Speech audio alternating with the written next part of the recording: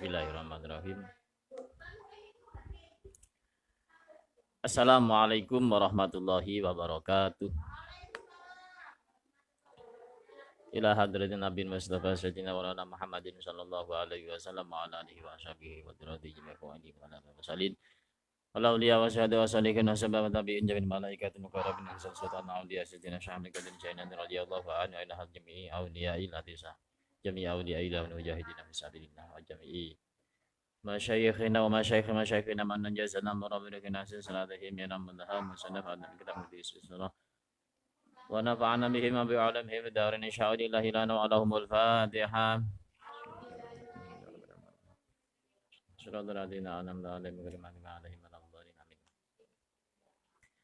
Bismillahirrahmanirrahim. Alhamdulillahirabbil alamin. Assalatu wassalamu ala asyrafil anbiya'il mursalin wa ala alihi wa sahbihi ajma'in. Amma ba'du.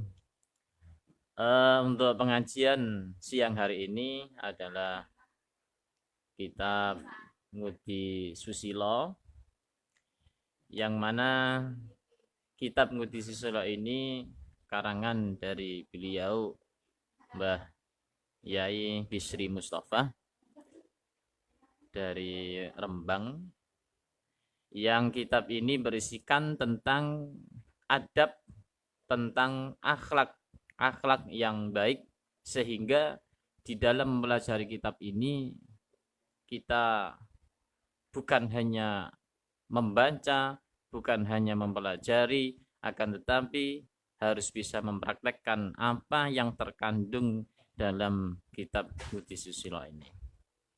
Sebenarnya kitab ini kecil, tapi ini adalah kitab mutiara. Artinya kitab yang berisikan tentang adab. Karena apa?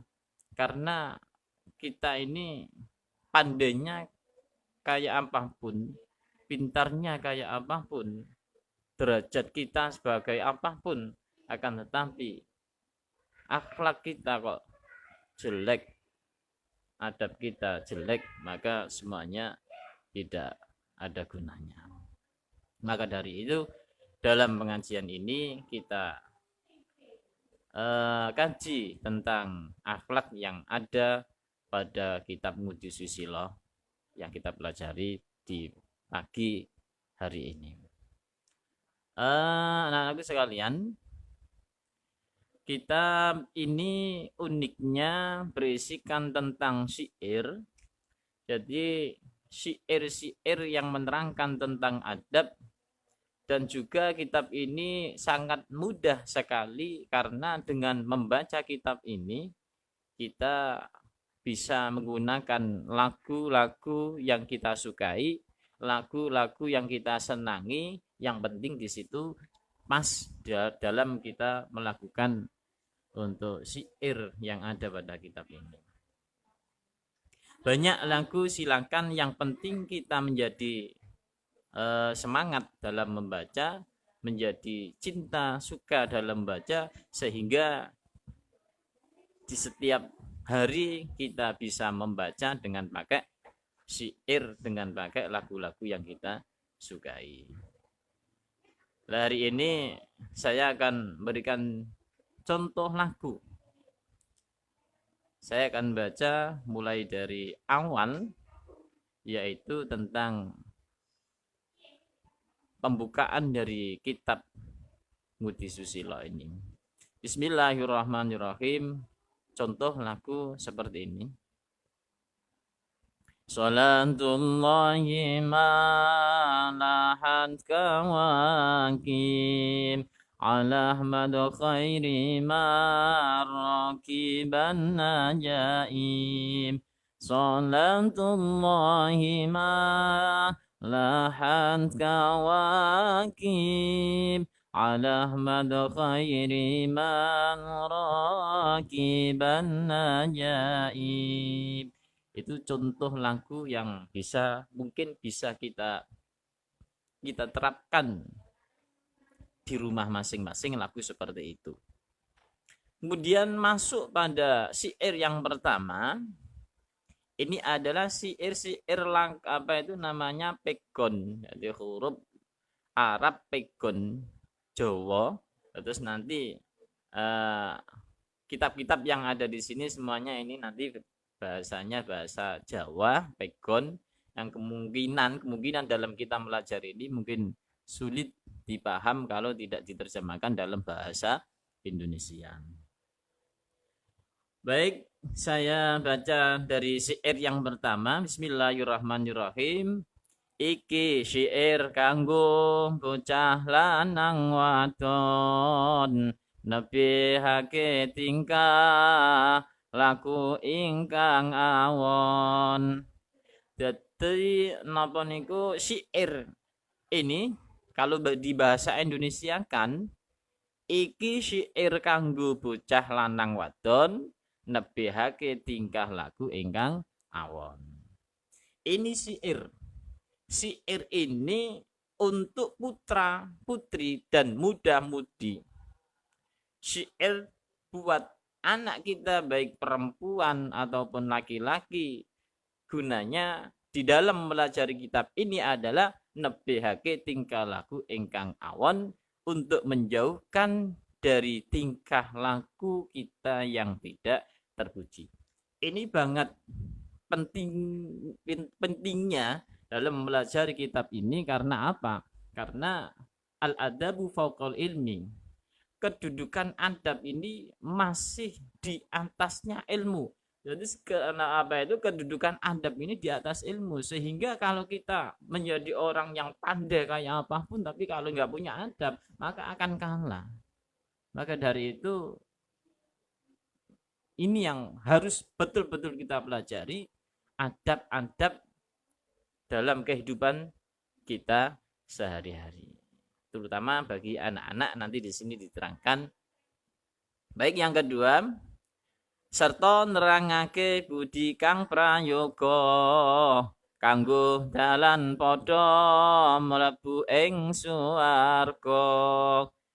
Serta nerangake budi kang prayoga kanggo dalan padha mlebu ing swarga. Kalau di bahasa Indonesia kan serta menerangkan budi yang sangat berharga sekali.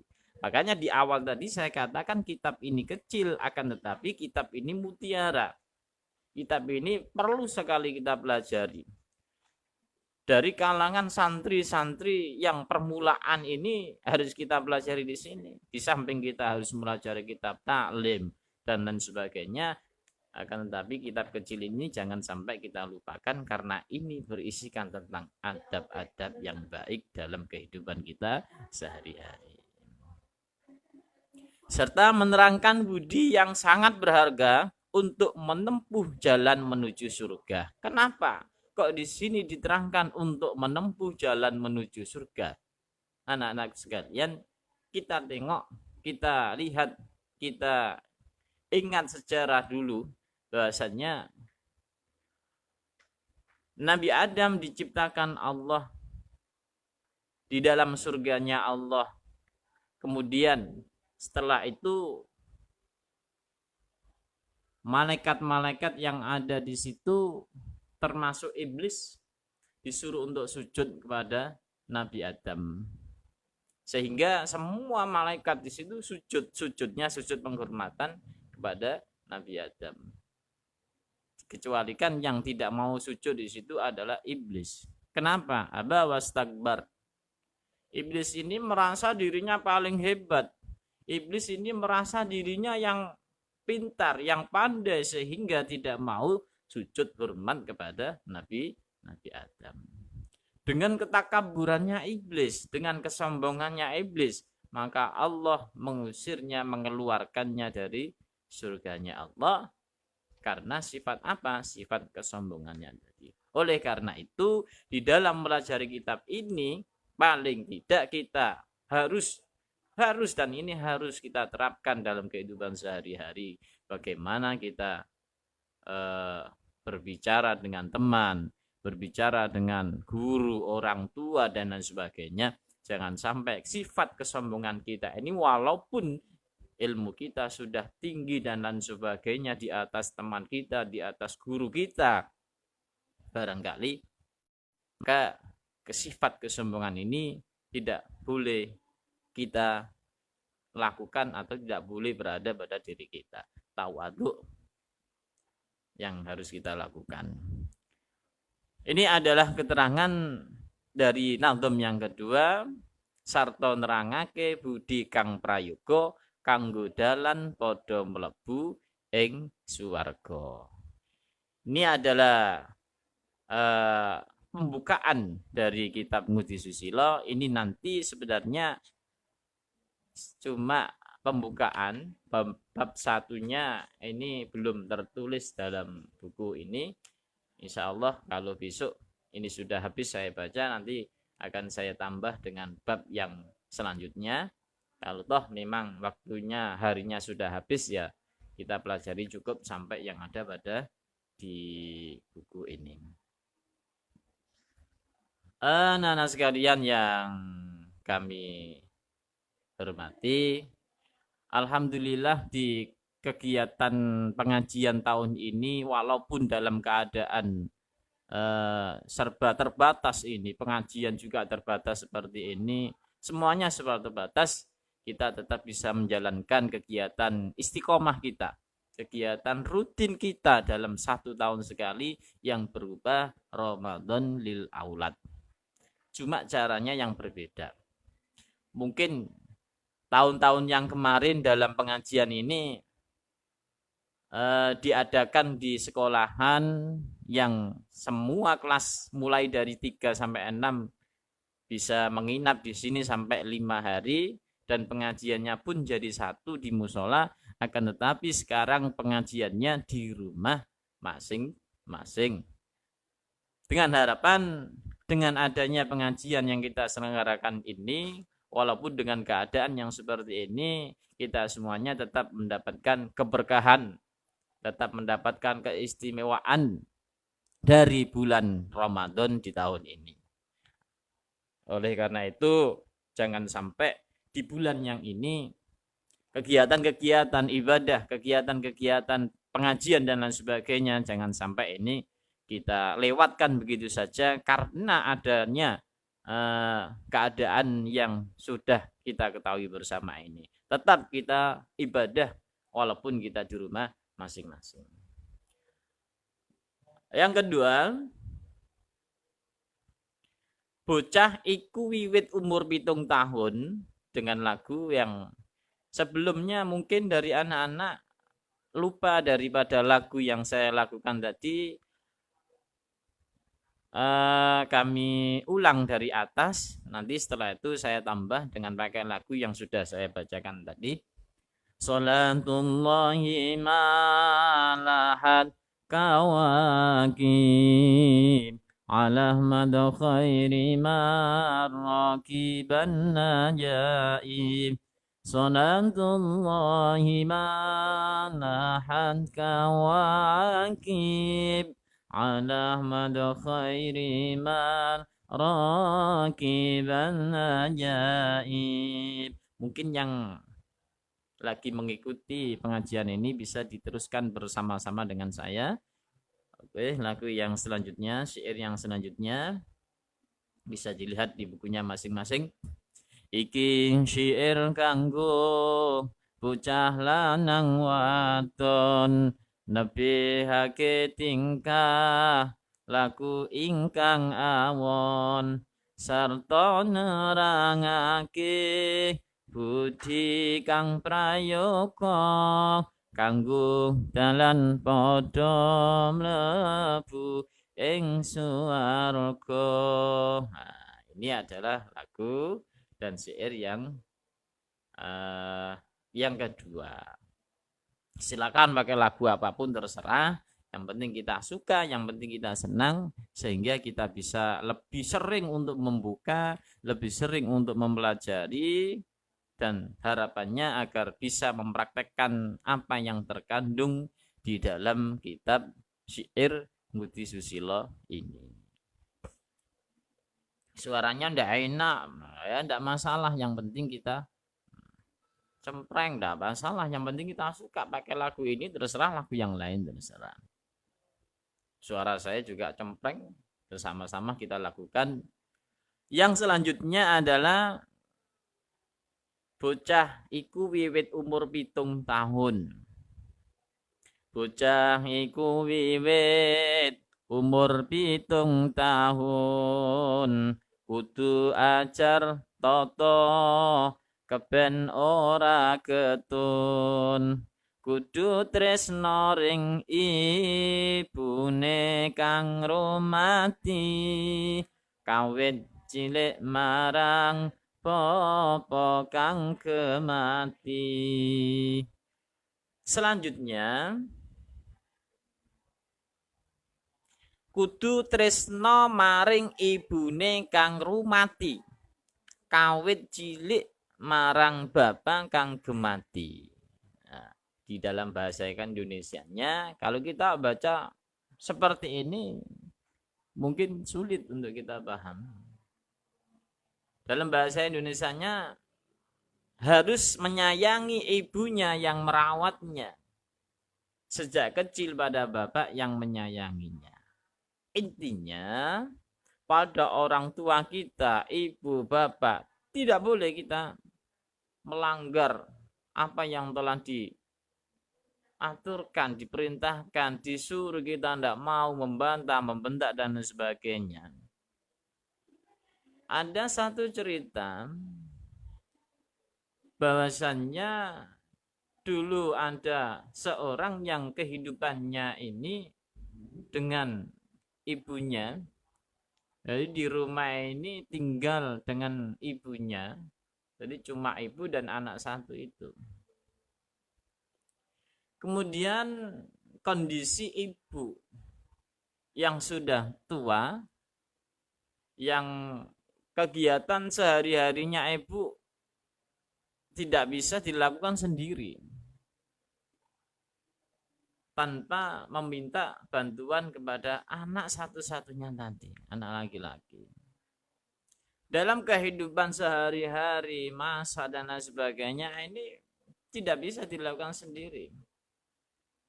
Jadi anak satu-satunya inilah yang membantu kegiatan sehari-hari ibunya karena ibunya sudah tua, sudah tidak kuat untuk melakukan aktivitas sehari-harinya. Nah, di suatu hari anak ini karena mungkin keadaan yang memungkinkan untuk pergi beribadah ke Mekah, akhirnya anak ini pergi untuk menjalankan ibadah haji, sehingga dengan kepergian anaknya ini sang ibu merasa kesepian. Padahal ibu itu tidak bisa mengerjakan aktivitas kesehariannya tanpa ada bantuan dari anaknya satu-satunya tadi. Terus anak ini tetap ingin berangkat pamit nggane ibu. Sang ibu melarang. Jangan nak. Kamu kalau nanti pergi, terus yang merawat ibu siapa? Akhirnya dengan tekad anak itu untuk pergi, tidak ada satupun yang bisa menghalangi anak itu untuk pergi meninggalkan rumahnya. Dengan berbagai larangan dari ibunya, anak itu tetap bersikeras, tetap ingin pergi dari rumahnya. Sehingga ibu ini menangis. Karena apa? Karena tidak ada yang merawatnya. Kalau memang anak itu pergi, siapa yang merawat ibunya? Kemudian saking marahnya ibunya ini keluar kata-kata yang tidak enak. Keluar doa-doa yang tidak enak yang diucapkan pada sang ibu. Sehingga di dalam perjalanan sang anak ini ketika sudah sampai pada tempat yang dituju mengalami beberapa masalah yang sangat. Ada orang pencuri. Di situ satu tempat ada orang pencuri yang sudah melakukan pencurian kemudian diketahui oleh orang kampung, di situ dikejar sampai ke rumah-rumah, bahkan diketahui masuk masjid. Kemudian di dalam masjid itu ternyata ada anak yang tadi perginya tidak diridhai oleh orang tuanya. Dengan doa-doa yang terucap dari ibunya inilah anak yang bukan mencuri dituduh untuk mencuri. Akhirnya diseret. Saya tidak mencuri, saya tidak mencuri. Terus siapa lagi? Yang di masjid cuma kamu, tadi malingnya masuk masjid. Jadi dituduh.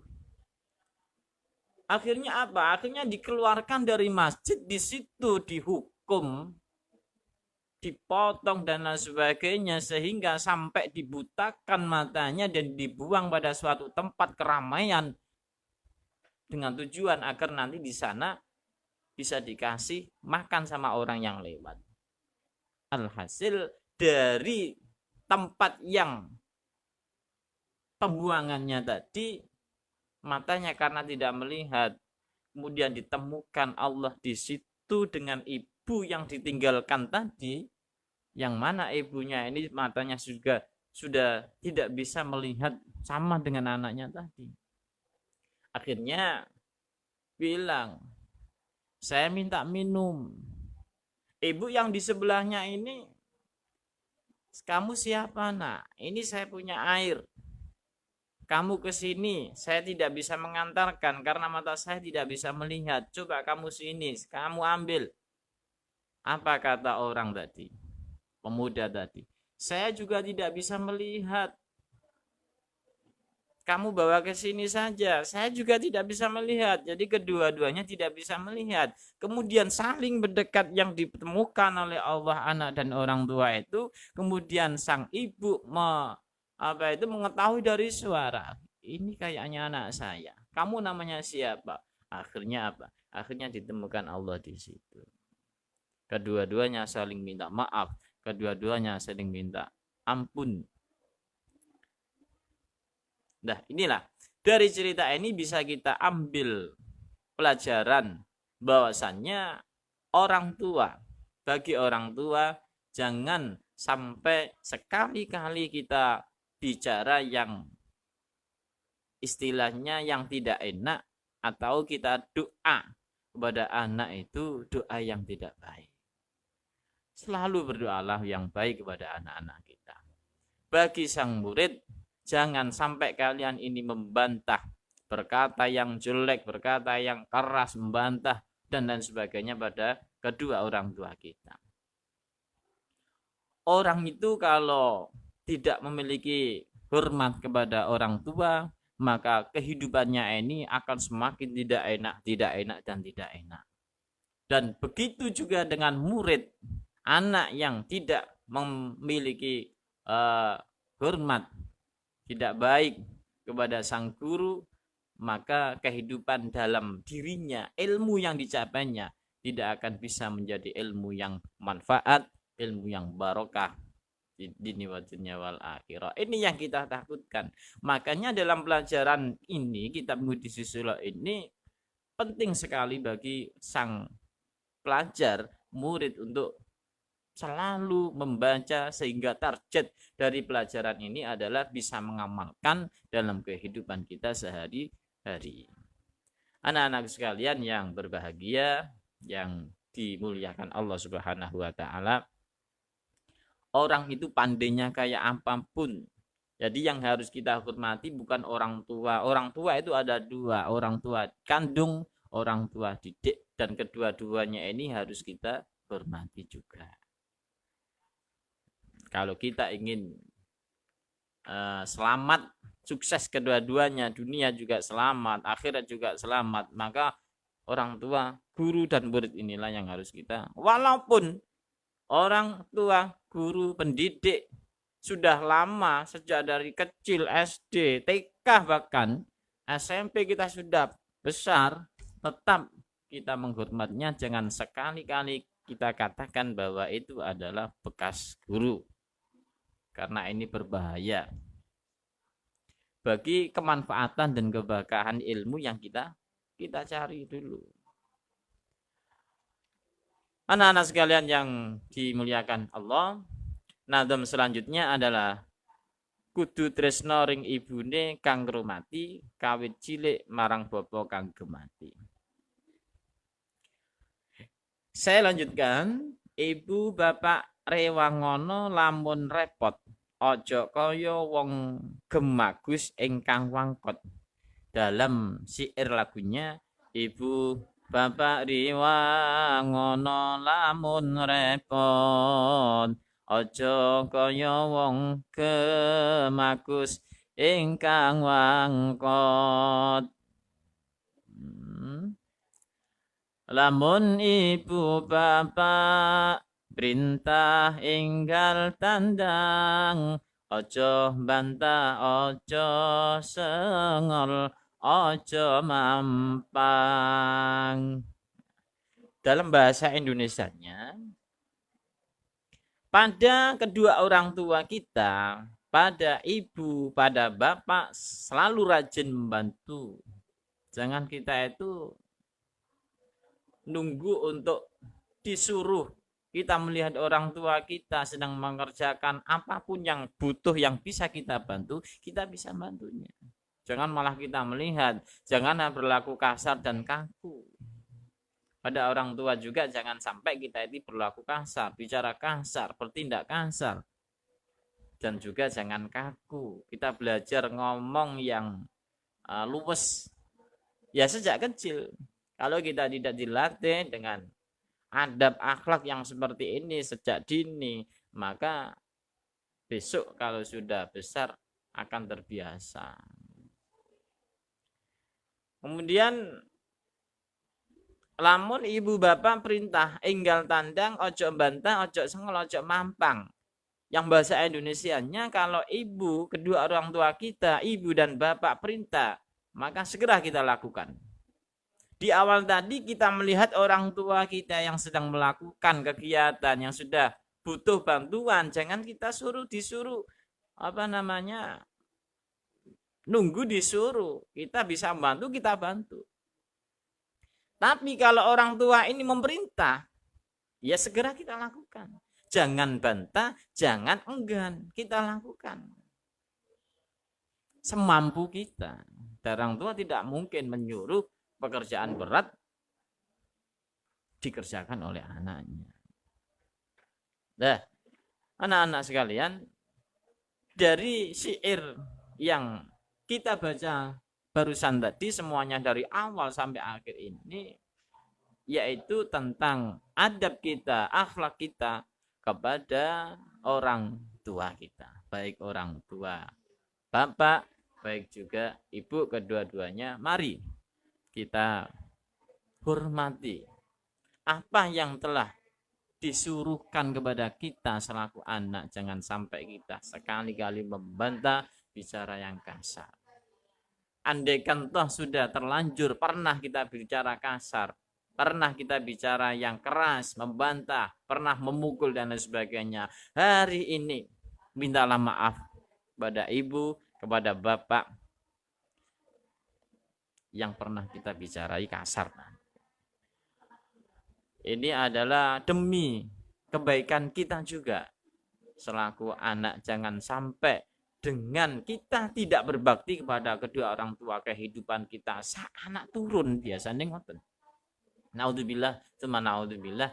Semoga kita diberi pertolongan oleh Allah Subhanahu wa taala untuk selalu bisa membaiki, bisa menjadi anak yang soleh, bisa menjadi anak yang solihah, berbakti kepada orang tua, kepada guru, kepada kedua orang tua, kepada semua guru-guru kita dan semua keluarga-keluarga kita, dengan harapan semoga di Ramadan tahun ini semua apa yang menjadi keinginan kita bisa terwujud, dikabulkan oleh Allah Subhanahu wa taala. Ilmu yang kita pelajari ini, baik banyak sedikitnya, semoga menjadikan ilmu yang manfaat, ilmu yang barokah fid dini wad dunya wal akhirah.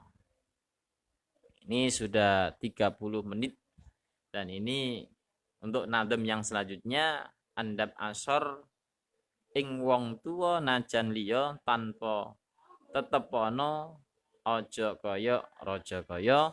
Mungkin ini bisa kita baca bersama-sama, kita bisa pelajari di kesempatan hari yang akan datang.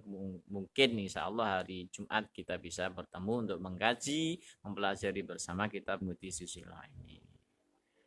Cukup sekian anak-anak yang berbahagia, yang dimuliakan Allah.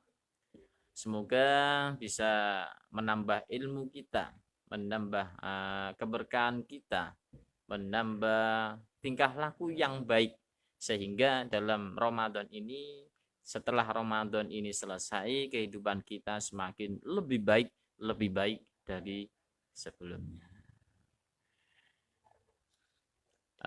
Mungkin dari keterangan ini cukup sekian. Kita tutup dengan bacaan suratul Fatihah. Semoga apa yang menjadi keinginan kita dikabulkan oleh Allah Subhanahu wa taala. Selalu mendapatkan ridho dari Allah Subhanahu wa taala. Al-Fatihah.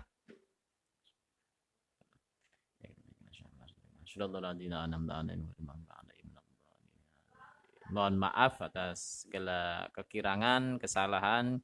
Akhiri, assalamualaikum warahmatullahi wabarakatuh.